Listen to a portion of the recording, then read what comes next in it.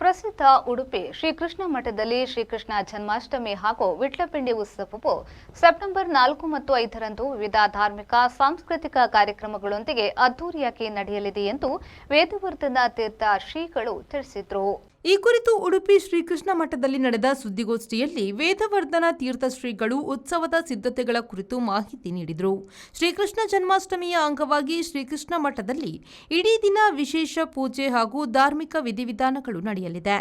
ರಾಜಾಂಗಣದಲ್ಲಿ ಮಕ್ಕಳಿಗಾಗಿ ವಿವಿಧ ಸ್ಪರ್ಧೆಗಳು ಹಾಗೂ ಸಾಂಸ್ಕೃತಿಕ ಕಾರ್ಯಕ್ರಮಗಳು ಆಯೋಜಿಸಲಾಗಿದ್ದು, ಭಕ್ತರಿಗೆ ವಿಶೇಷ ಆಧ್ಯಾತ್ಮಿಕ ವಾತಾವರಣ ನಿರ್ಮಾಣವಾಗಲಿದೆ ಎಂದರು. ಭಕ್ತಿ, ಧಾರ್ಮಿಕ ಆಚರಣೆ, ಸಾಂಸ್ಕೃತಿಕ ವೈಭವ ಹಾಗೂ ಜಾನಪದ ಕಲಾ ಪ್ರದರ್ಶನಗಳ ಸಮ್ಮಿಲನದೊಂದಿಗೆ ಈ ಬಾರಿಯ ಜನ್ಮಾಷ್ಟಮಿ ಹಾಗೂ ವಿಟ್ಲಪಿಂಡಿ ಉತ್ಸವವನ್ನು ವೈಭವೋಪೇತವಾಗಿ ಆಚರಿಸಲು ಸಿದ್ಧತೆಗಳು ನಡೆಯುತ್ತಿವೆ ಎಂದು ಶ್ರೀಮಠದ ದಿವಾನ ಉದಯ ಸರಳತ್ತಾಯರು ಮಾಹಿತಿ ನೀಡಿದರು. ಶಿರೂರು ಮಠದ ಎದುರುಗಡೆ ಒಂದು ಸ್ಟೇಜ್ ಮಾಡಿ ಅದಕ್ಕೆ ಮಣ್ಣೆಲ್ಲ ಹಾಕಿ, ಅಂದರೆ ಸಂಪ್ರದಾಯಬದ್ಧವಾಗಿ ಆಗಬೇಕು ಅಂತ.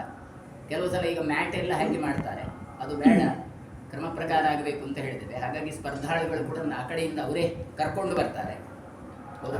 ಕೆಲವೊಂದು ಪರಂಪರೆನೇ ಉಂಟು, ಇವರು ಮಲ್ಲಯುದ್ಧ ಆಡುವ ಪರಂಪರೆ ಅಂತೆಲ್ಲ ಕೆಲವೊಬ್ಬರೆಲ್ಲ ಉಂಟು, ಹಾಗೆ ಅವರನ್ನೇ ಕರೆಯುವುದು. ಎಷ್ಟು ತಂಡ ಬರ್ತದೆ ಮತ್ತು ಯಾವಾಗ ಅದು ಇಲ್ಲಿ ರಥ ಬರುವಾಗ ಸಾಮಾನ್ಯವಾಗಿ ಒಂದು 2 ಗಂಟೆಯಿಂದ ನಂತರ, ಅಂದ್ರೆ ಇಲ್ಲೇ ಜನ ಇಲ್ಲೇ ಇರ್ತಾರಲ್ಲ. 4ನೇ ತಾರೀಕಿಗೆ ಅರ್ಘ್ಯ ಪ್ರದಾನ ರಾತ್ರಿ 12 ಗಂಟೆ 12 ನಿಮಿಷಕ್ಕೆ. 5ನೇ ತಾರೀಕಿಗೆ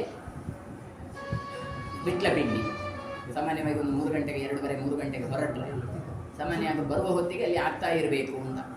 ಇದೆಲ್ಲವೂ ಕೂಡ ಕೃಷ್ಣನ ಪ್ರೀತ್ಯರ್ಥವಾಗಿ ಇರುವಂಥದ್ದು. ಹರಿವಂಶದಲ್ಲಿ ಎಲ್ಲ ಹೇಳ್ತಾರೆ, ಮಲ್ಲ ಯುದ್ಧ ಅಂತ ಕೇಳಿದರೆ ಕೃಷ್ಣನಿಗೆ ಅತ್ಯಂತ ಪ್ರೀತಿಯಾದದ್ದು ಅಂತ.